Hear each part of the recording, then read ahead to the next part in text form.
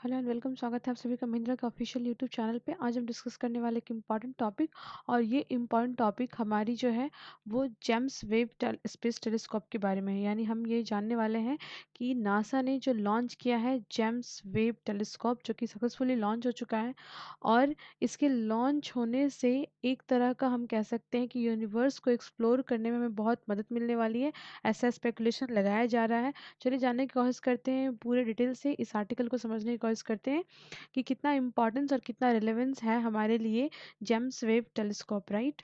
तो चलिए हम देखते हैं। सबसे पहले तो ये है कि लगभग 2 दशक यानी लगभग 20 ईयर अप्रॉक्स जो है इस टेलीस्कोप को बनाने में, और इसकी जो टेक्निक्स हैं और जो भी इम्पॉर्टेंट टेक्निक की नीड है, जो टेक्नोलॉजी की आवश्यकता थी स्पेस को एक्सप्लोर करने की, वो सभी इसमें जो है मेंशन किया गया है। एज इट इज़ आप देख सकते हो कि ये काफ़ी ज़्यादा बड़ा दिखाई दे रहा है। साइज़ वाइज ये काफ़ी ज़्यादा बिगेस्ट है, बड़ा है।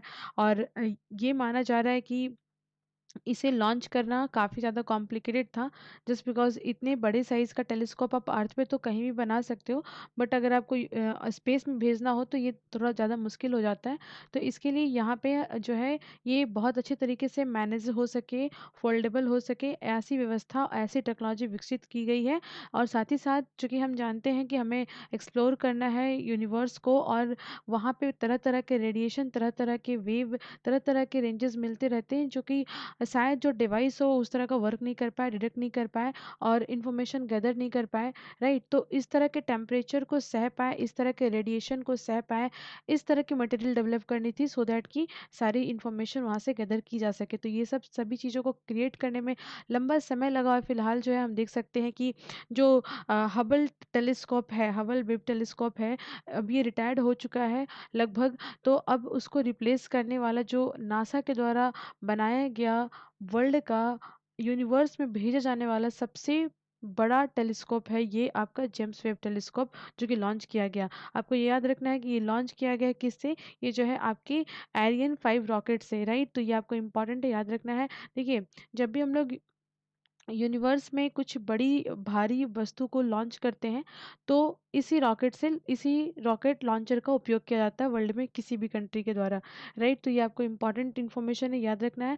और एक और इम्पॉर्टेंट इन्फॉर्मेशन इसमें ये है कि ये जो लॉन्च की गई है, राइट, तो ये ओनली जो जेम्स वेब टेलीस्कोप है हमारा, ये सिर्फ और सिर्फ नासा के द्वारा नहीं, बल्कि आप यहाँ पे देख सकते हो नासा के साथ साथ और भी डिफरेंट बॉडीज़ यहाँ पे आपको मिलेंगी। जैसे कि यहाँ पे आपको कैनेडियन स्पेस एजेंसी के साथ साथ यहाँ पे आपको यूरोप एजेंसी भी मिलेगी, Europe space agency, Canadian space agency और नासा के साथ मिलकर के यूनिवर्स को एक्सप्लोर करने के लिए ये पूरी की पूरी जो है ये जेम्स वेव का जो निर्माण है ये किया गया है। एक इंपॉर्टेंट चीज़ है, याद रखिएगा।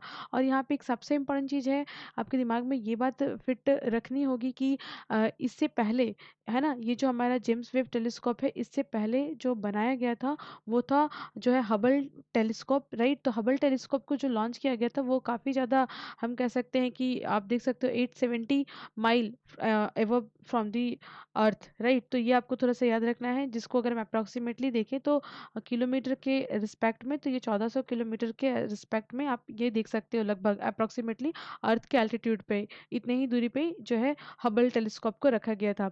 लेकिन हबल टेलीस्कोप की भी कुछ सीमाएं थी, और वो सीमाएं क्या थी कि ये जो हमारा हबल टेलीस्कोप था, राइट, तो ये विजुअल रेंज में ही वर्क कर सकता था। सेकेंडली, ये जो है अल्ट्रा वायलेट रेंज में ही वर्क कर सकता था, इससे अधिक ये वर्क नहीं कर सकता था। जबकि हम ये देखेंगे कि जो हमारा जेम्स वेब टेलीस्कोप है, राइट, तो ये हम आप देख सकते हो कि ये visible range, ultraviolet range के अलावा ये जो आपको इंफ्रा रेंज है, यहाँ पे भी ये आपको काम करता हुआ दिखाई देगा।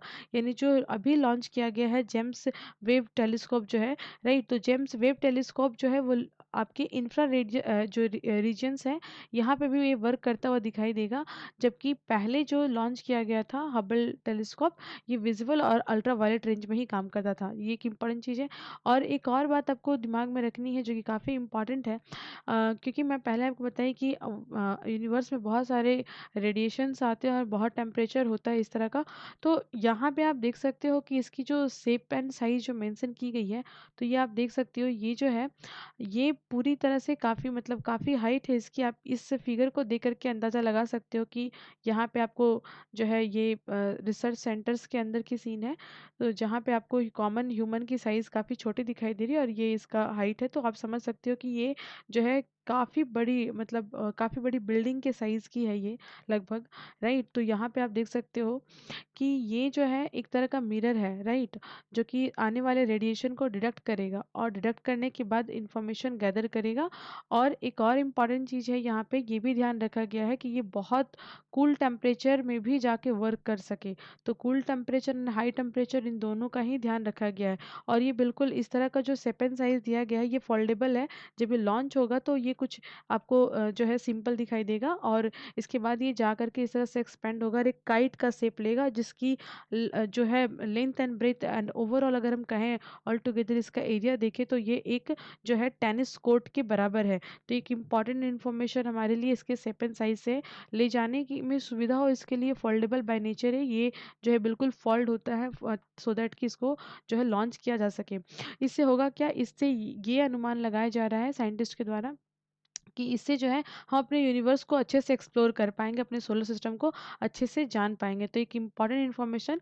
और सबसे इम्पॉर्टेंट चीज़ है कि इसे छोड़ा कहाँ जा रहा है, इसे लॉन्च कहाँ किया जा रहा है। तो ये आपको याद रखना है कि ये जो है एल टू ऑर्बिट में छोड़ा जा रहा है। देखिए सबसे इम्पॉर्टेंट चीज़ ये है जानना, सन और अर्थ के बीच में 5 ऐसे पॉइंट हैं जहाँ पे ग्रेविटेशंस को न्यूट्रलाइज किया जा सकता है और कोई बॉडी जो है स्थिर हो सकती है। तो ये जो स्पेस होते हैं ये आपके अलग अलग जो है लिवरेंज हम कह सकते हैं ऑर्बिट के नाम से जाने जाते हैं, जैसे L1 L2 L3 L4 and L5। तो यहाँ पे आप देख सकते हो कि जो हमारा जो जेम्स वेब टेलीस्कोप है इसे छोड़ा जा रहा है, आपके यहाँ पे लॉन्च किया जा रहा है यहाँ से।